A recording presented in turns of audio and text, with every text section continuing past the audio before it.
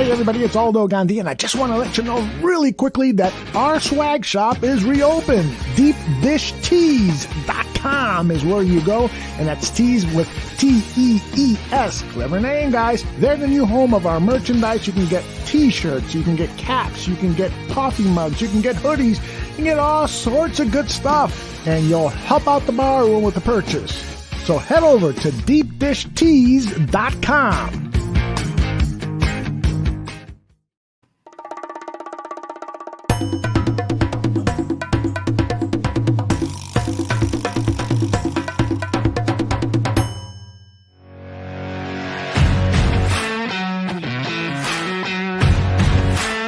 Going to Wrigley Field was a huge, unforgettable deal that impacted my life. Well, I think the Cubs winning based upon the gap was one of the biggest championships that have happened in any American sport in a really long time. The first day that they introduced me, I said, baseball matters on the north side of Chicago. It's one of the, I love baseball and I love fan bases where it's important. Well, I always hated the idea of the Cubs as lovable losers because I don't think there's anything lovable about putting an inferior product in front of baseball fans. It would be the highlight of my career to see that happen and to get a chance to call it. And it didn't disappoint. I auditioned for the new kid. His name was Billy Crystal. I don't know whatever happened. But I'm on the Chad and Ryan show. Welcome to Friendly Confines, Extra Innings with Chad Gordon and Ryan Lieber.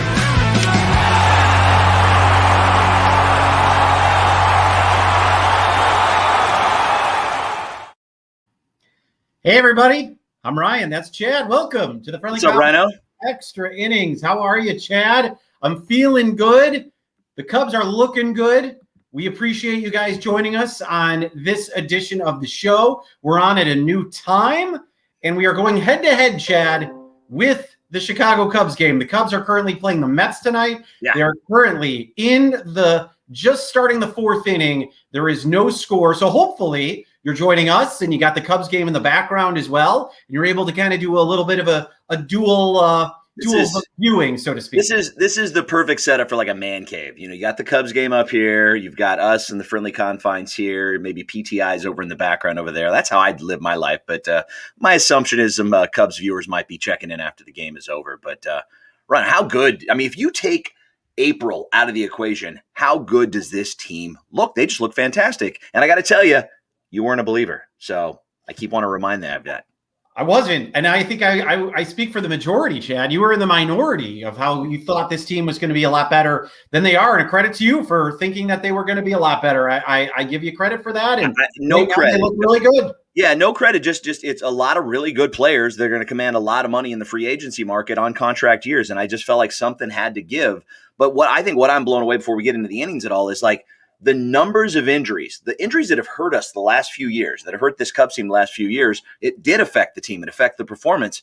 This team has been inundated by like nothing we've ever seen, but yet this team, next man up, just comes on and competes and is in every single game. It's fun to be a fan again. It really is. Before we get into the 10th inning, just want to say Aldo Gandia is producing the show as he always does. He's playing a little hurt tonight, so we appreciate him pushing forward and producing our webcast.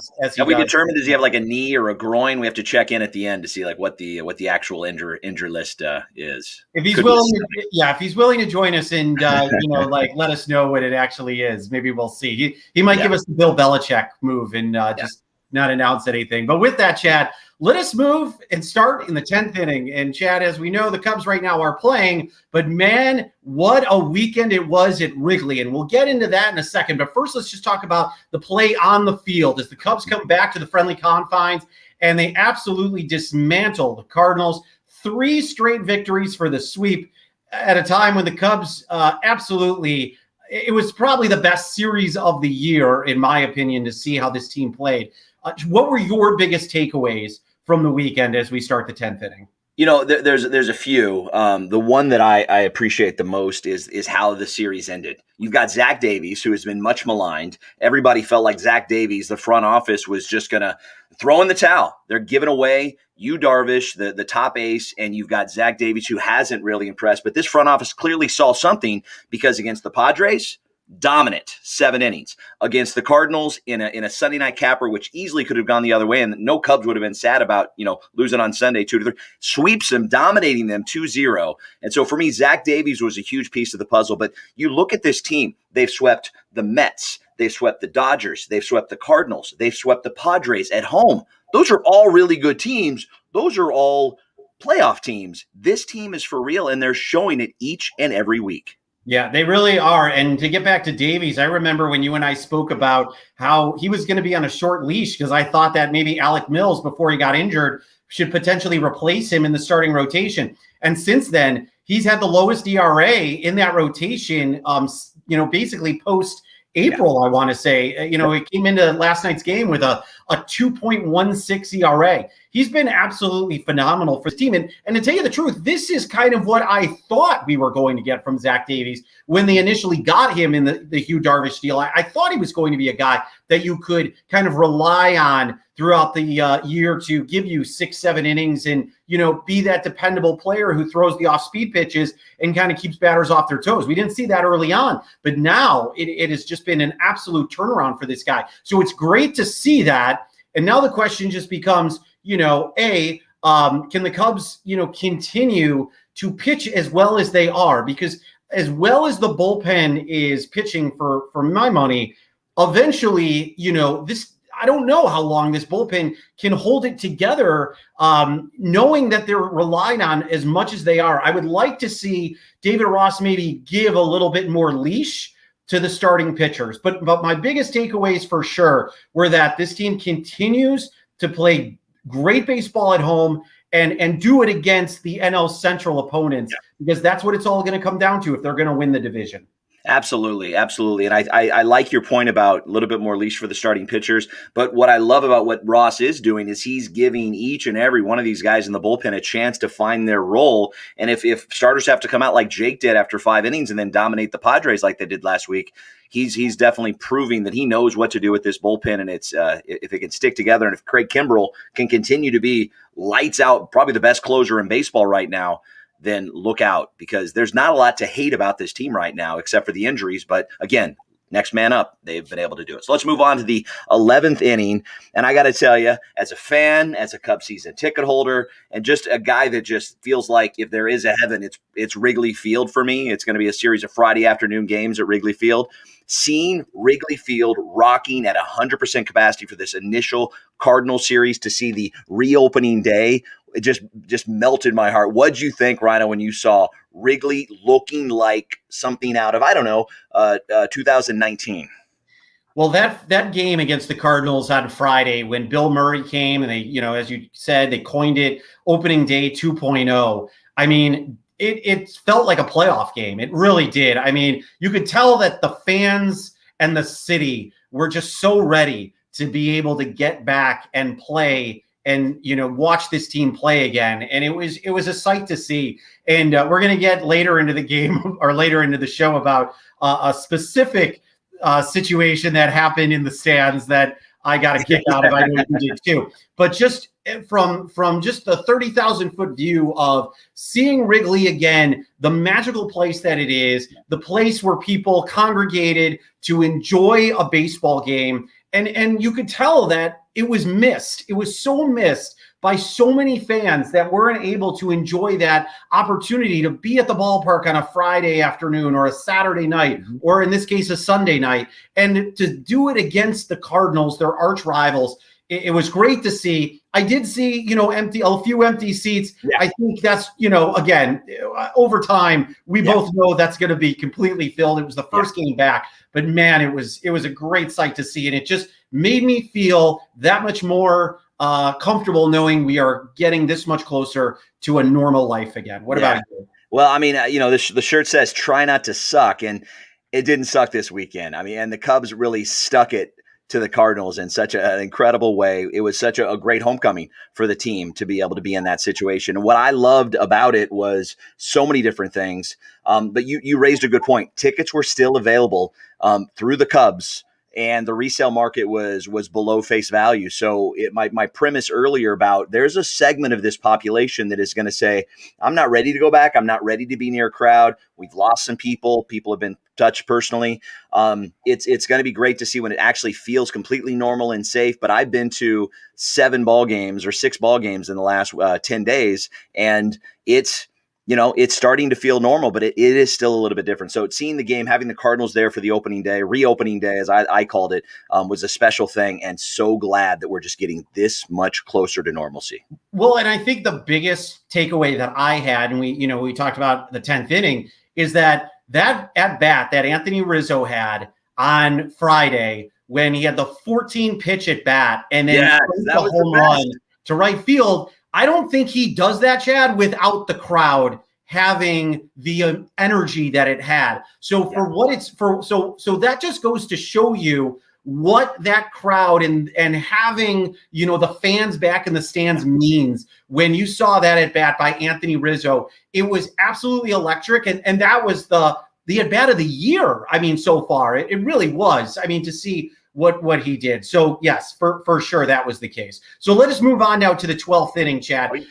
Speaking of Anthony Rizzo and what we had heard. So recently, Anthony Rizzo went on ESPN 1000 in Chicago with our friend David Kaplan and Jonathan Hood, and he spoke about how he made a very long and hard decision, but he decided against getting the COVID vaccine. Jason Hayward has now gone public and has said he also has not taken the vaccine as well. Now, we've talked about this on the show before, but we have never gotten a public omission from, any players about not taking the vaccine. What do you think about the fact that these players have come out and have publicly said they are not willing to get it at this point, and they're willing to go at it without it and understand the backlash that goes with it?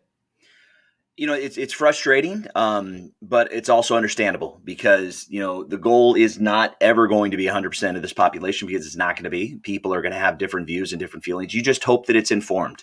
So I hope that Anthony feels like he's informed, and because he is being praised by the anti-vaxxers right now. He is being held up as somebody that they can say, look, he's not doing it. Jason Hayward, and it's very common. There's a lot of reports about this in the African-American community, that there's a lot of mistrust with those sort of things. And so it's hard to blame. It's hard to judge, but it's disappointing because I guess as a fan thinking, what's the worst could happen? Well, how about an outbreak last week of September, the first week of October, that completely guts your team, that takes away an Anthony Rizzo, that takes away a couple other players that have a positive test but no symptoms because it's allowed to circulate. This team is nowhere near getting to that 85% threshold that Major League Baseball wants. They're not going to get to that 85% threshold because they would have by now. That means that David Ross has to wear the mask pretty much the entire time. Anybody on the field has to do that. All the support staff has to do. Anytime there's multiple testing, there's tracking. It just puts an undue burden. And is it affecting the play on the field? Clearly not. My concern is it could. So selfishly as a fan, I'm concerned about what could happen. Why they're making these decisions, I don't know if we'll ever know. I don't know if they'll get into why that is. I mean, Anthony said he's still looking at the information. He wants to make an informed decision. I think this is a public good thing. And I know there's going to be viewers here that disagree with us, and that's okay. I have family members that probably disagree with me as well, but it's frustrating. And I just want the health and safety of everybody involved. And knowing that, kind of the hypocrisy of it that I've heard, Ryan, and I'll share, we've got 100% capacity at Wrigley Field. There are no more needs to show your vaccine card like I did at Petco Park and at Oracle Park in San Francisco. There's no need. So in other words, you could sit side by side as a fan with unvaccinated and vaccinated people, and there's no concern anymore. And so I guess for these players to say, well, if that's not a concern out in the stands, why should you be worried about me? So I get it. I get the hypocrisy of that moment, but it's frustrating. Yeah, I mean, listen, I understand where you're coming from, and you make a great point about the fact that, look, if Rizzo were to get COVID, he's out, right? Then there's a bigger issue at hand, and that affects the team that playing games. Now, I will say this. Anthony Rizzo, we know is a cancer survivor. I don't know why he has decided not to take the vaccine right now. I don't know the reasoning. It could be non-cancer related. It could be something else that he is dealing with or indirectly dealing with. I don't know. And we know Jason Hayward is, also, as you said, there has always been, some distrust over the years with the African-American community when it comes to vaccines. And that's understandable too.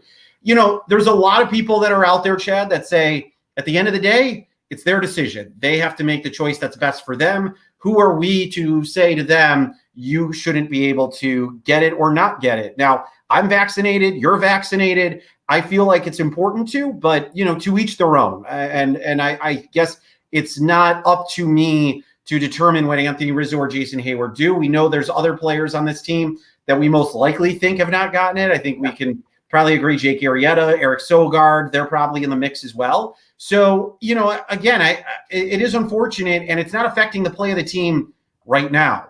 Who's to say it may not affect the team in 3 months from now? We don't know. But, this is the decision they have to make. They have to do what's best for them. And, we just have to accept it. And from there, hopefully, they make the right decision that's ultimately best for them. At the end of the day, the latest reports today, I think the Washington Post shared states where vaccination rates are up. The numbers are plummeting. States where the vaccination rates are low, the numbers are starting to tick up as society reopens. I want to make a really quick point, Ryan. How exciting is it, and Aldo, that I know that we're throwing a break right now? Why don't you do that, Ryan? Because normally I'd step all over this and I'd ruin the entire production value of this entire show. Well, with that, why don't you throw it to the break? I don't know what the break is. I mean, we're going to go to break. We're going to be back a little bit. We're going to pay some bills. I'm pretty excited about this. I'm drinking a Topo Chica. It's not a sponsor of the show, but I want to say, Rhino, let's go to break. Let's see what Aldo has up his sleeve.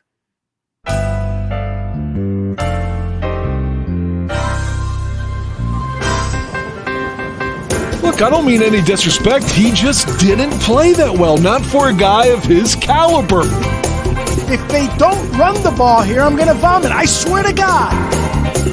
I don't really have any recollection of that at all, but I guess perhaps I blacked it all out. They won, but I'm going to be miserable all week because they stunk.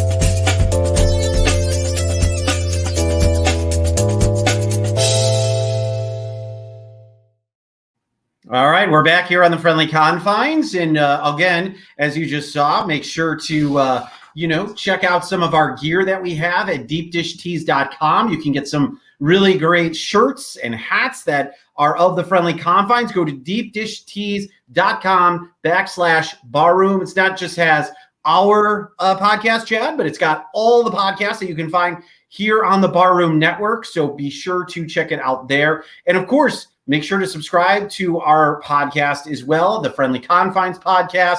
We are on all the platforms, Apple, Spotify, you name it, you can find us. And we have our great website, theconfines.com, where if you sign up, you can easily get the email delivered to you with our latest episode. Yeah. And it's a free sign up. And so it doesn't take much to do. Doesn't mean you can't PayPal. If you want to support the show, just send money our way. We'll get our PayPal links up on next week's show. Start just begging. Actually, just go buy a hat. Support us. Buy a hat for a friend. It's a great gift. It's a fantastic gift. Do you have a lot of friends that have bought hats, by the way, or shirts? Do you have a lot of friends? I've never asked anybody, but I have bought as gifts. But I've just put it out there, and I haven't seen anybody wear one. But I would imagine, being out here most of the time in San Diego, I'm not going to see a lot of those friends buying it. So we'll see. We'll see on my first game at Wrigley here in a few days. So, Rhino, let's move on to what I believe is the 13th inning, and pretty fun. I mean, we're going to get into some hardcore stuff as the season goes on, but the fun stuff is so much fun. And how about the revival of Cup Snake? And I didn't realize that this was actually historical, but Wrigley Field during the Cardinals series, they got one of the greatest cup snakes I've ever seen. But check this out. This is back in the 60s. So the cup snake's been a thing, which basically means drinking in the bleachers, as we all know, has been a thing. I have seen earlier on where cup snakes have been taken away by security, but it just felt like they really wanted to allow it this year or this past weekend. Look at this. Look at this thing. This thing is massive. And how fun is it? The broadcasters are having fun with it. The guys in the bleachers are having fun with it. It does definitely feed into, Rhino, the thought that people are mindless idiots at ball games. But I will share with you, that's in the bleachers. The grandstands where my season tickets are, we don't do those sort of things. But I'm all for it in the bleachers. What do you think? Well, first of all, it's funny. I had two friends that were at the game on Sunday night. My friends Rob and Jake Bressler, shout out to them. Both have actually guest hosted with me when you were taking some time off. And they were in the bleachers, and they're the same age as us. Yeah. And they said that they felt like senior citizens being in the bleachers last night. They said, we can't hang with the bleacher people anymore. We got to hang in the seats with the older people, where your seats are now. But first of all, the older people, the more premium seats, the ones with back, the ones that like back seats. Aldo just put up this quote here. Craig Kenny said the Cubs decided to allow cup snakes in Wrigley Field bleachers this weekend. What we decided to do this weekend was just let them snake. That is great because I was waiting for literally the ushers to come and just break that up. And then they just kept having it go longer and longer. And Chad, you put something up on our Facebook page, the Friendly Confines Chicago Cubs Facebook page, that people can be a part of. I believe somebody thought that with all the Cubs combined, and if you added it up with all the beer sales, it was like $43,000 in beer. Beer that Cub snake was. I thought it was terrific. It was hilarious. Like you said, eat it up now, because I think that'll be the last time we'll be able to see something like that. Because they're going to try that at the next homestand. There's no way they're going to allow that to happen. Well, I think the Cubs should look at it from a cost-saving perspective. Instead of going gathering up, all those cups, now the fans are cleaning up after themselves. So if it orderly, can be taken right to the recycling bin, that's a win. That's money saved for Chris Bryant in the future. And you're right. I put up the picture. You said the $43,000, but somebody did the math on this. Basically said if the cup snake was 150 feet, which they surmised it was, roughly 24 cups per foot, $12 per beer, about $42,200. I love that. I absolutely love that. It's a lot of fun. And honestly, this is what we've been missing. We've been missing, packed houses at Soldier Field. We've been missing going nuts at the United Center for the Blackhawks and Bulls. We've been missing just random rowdiness and fun in the bleachers at Wrigley Field. And the fact that we're getting closer to normal, and you can have this communal thing where you're, as silly as it sounds, Rhino, but handing up cups so you can make this 150-foot tall cup snake at Wrigley Field among strangers where you were afraid to be around strangers 6 months ago. It's progress. I welcome it. I love it. And tremendous quote by Crane Kenny. Let them snake. Let them snake. It was pretty awesome. All right, so let's move on to the 14th inning, Chad. And the week ahead for the Cubs, as we mentioned, they're playing the Mets right now. They're in the 5th inning. It is still no score as the Cubs and Mets are going head-to-head. Jake Arrieta on the hill for the Cubs still. And so it's a 4-game set with the Mets. Then they are at home against the Marlins. And they begin that, and then they have 2 against the Indians. But certainly a huge series right here with the Mets. The Mets are in first place in the NL East, and technically, so let's just play this hypothetical for a second, Chad. If the Cubs were to win the NL Central, let's say that the season ended today and the Cubs win the NL Central, that means that the Cubs would actually play the Mets in the first round of the division series. So this could potentially be a playoff preview, because all the great teams in the West are going to be knocking each other out, because whoever wins that division, whether it be the Dodgers or the Giants or the Padres, it's going to be a combination of one of those teams or 2 of those teams playing each other in the division series, which is crazy to me. So, in the wild card series, in the wild card game, and then in the division series. So it's amazing that the Cubs are going to avoid all 3 of those teams potentially if they win the division and the Giants, Dodgers, or Padres have a better record than the Cubs. But anyway, with that being said, I feel like this is a great opportunity to showcase what this team can do on the road against a team they very well could play in the postseason. What about you? I know we've had the concerns about home and away splits, and I'll let you pull that up while I'm doing it. I don't have it at my fingertips right now, but they've historically this season have been a lot better on the road. We mentioned earlier in the game, everybody that's a playoff team right now, the Cubs have actually swept at home. That is a really good sign. This upcoming streak with 4 against the Mets, I'm okay at 500. I'm okay if you split this. The Mets is a red hot team. They're not throwing their best pitcher up there today, but so far tonight we're not not getting to the guy just yet. But it's scoreless. It's all the trappings of a letdown game right after a Cardinals sweep and being on the road and all those things. So sweep the series, show what you're supposed to do against a bad team. And the Marlins are a bad team. Let's be very honest. They're not one of the world beaters. They definitely aren't the team they were last year that impressed both of us and knocked the team right out of the playoffs. And the Cleveland team, this is a team that is in line potentially for a playoff berth and is well over 500. If you remember, there you go, 24-10 at home, 14-17 on the road. This is where you make that up. This is where if you can start chipping away. But the Cubbies are at home against both the Indians and the Marlins. So they've got those 5 games coming up if they continue that streak. If you remember, before we went into this incredibly challenging stretch this month that we thought may be a little bit make or break, they were 7 games over. And I said, just go 500. If you go 500, you'll come out of this month 7 games over. If you're 9 games over at the end of the year, you've won 90 games, right? So now they're 11 games over 500. So keep chipping away, keep winning series. And if this team can continue to do that and not, they're going to have a letdown. They're going to have a game where you're going to look at them and go, how did they just lose 10-2? That's okay. They just beat a really good Cardinals team 2-0, a shutout on Sunday Night Baseball. So don't worry when that letdown game happens. This streak, I think, of these next upcoming games is not make or break. It's just stay healthy, get more healthy, get your lineup squared away. All right. We just have an update as we see here, Chad. Mets up 3-0 here in the bottom of the 4th inning. So, we will keep you posted on that. So let's wrap things up, Chad. Go ahead with the 15th.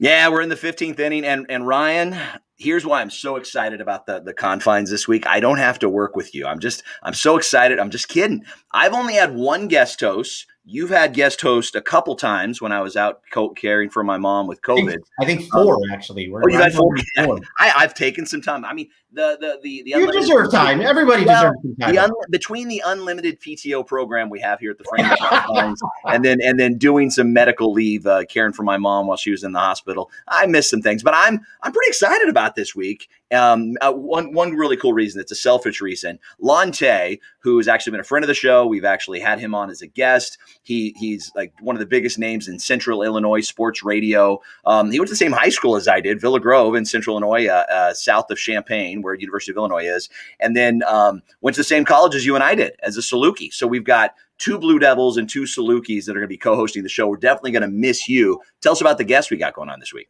Yeah, and we should mention Lonnie's on ESPN Champaign-Urbana as you mentioned, Central Illinois. He has the afternoon drive show there. So, if you live near that area, be sure to check him out as well. Listen, if people live in that area, Ryan, I'm from that area. They know who Lonte is. Lonte is a known entity, and nobody has a voice like Lonte. And we have a great guest, as you mentioned, Danny Wexelman, who you can listen to her on MLB Radio on Sirius XM. She's also a contributor on the MLB Network. We are going to talk to her on Wednesday. The great part about Danny is she's from St. Louis originally. She's a big Cardinals fan at heart. I mean, now, she's got to play it like down the middle. Yeah. But I'm looking forward to talking to her. She, I know, Chad, you and I have really wanted to make a big push to have more female voices on our show, and we've done a great job of that. We've tried to, bring more and more into the mix. So Danny, who's a rising star, in the media scene when it comes to covering baseball, I'm looking forward to having her. So this will be exciting. I'm excited about the opportunity bringing her on board. We've had, Jessica Kleinschmidt recently. We had Michelle Margot on recently. Yep. So now we got an opportunity to bring Danny into the mix. And we got some other people, too, that we're talking to. Dion Miller from ABC 7 News is going to come on with us down the line too. So Peggy Kaczynski, a legendary sportscaster. I know we've been talking to her. So yeah, there's a great opportunity there. So that I'm looking forward to that. Yeah. I know I can't be there, hosting the show with you, but that'll be my contribution. I'm glad you're getting some time away and spending some time with the fam. I think that's great. Yeah, and we were talking before, just having different faces. We're two very, very, very white guys, and so it's just nice. And in the spirit of diversity, inclusion, and equity, Lante is a Cardinal fan. So we're taking a bit of a risk, but he knows how to handle himself around a microphone, and it will be great to get his perspective because the Cardinals were leading the show at the end of the last month, at the beginning of the last month. And so he's probably got some interesting takes on what he sees as a Cardinal fan, like what he's seen that the Cubs are missing. So we've got the rundown pretty well squared away, but excited to have him on there. I'm going to miss you terribly, buddy. I am. We'll be back on Monday. We'll be back together next Monday. We'll be back next Monday. I'll be here, and then I'll be. But then you're taking off the following week, are you not? Yeah, I'm doing a little trip, bonkers trip to Mexico City, Playa del Carmen, and Chicago. So I'm excited. I'm excited to sit in my season ticket seats for the very first time for that Thursday night against the Phillies. If you guys are going to be at that game or at the weekend series against the Cardinals, hit me up. Would love to get together and toast a beer or two. Hey, can we check in on Aldo? And it's okay if we can't, but. Is it a knee, Aldo? Is it Achilles? I mean, what's his spleen? What's going on, buddy?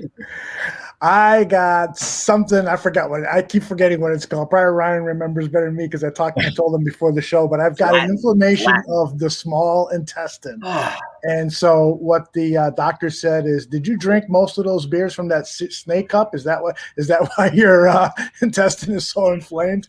So I'm on antibiotics, and the inflammation is going down.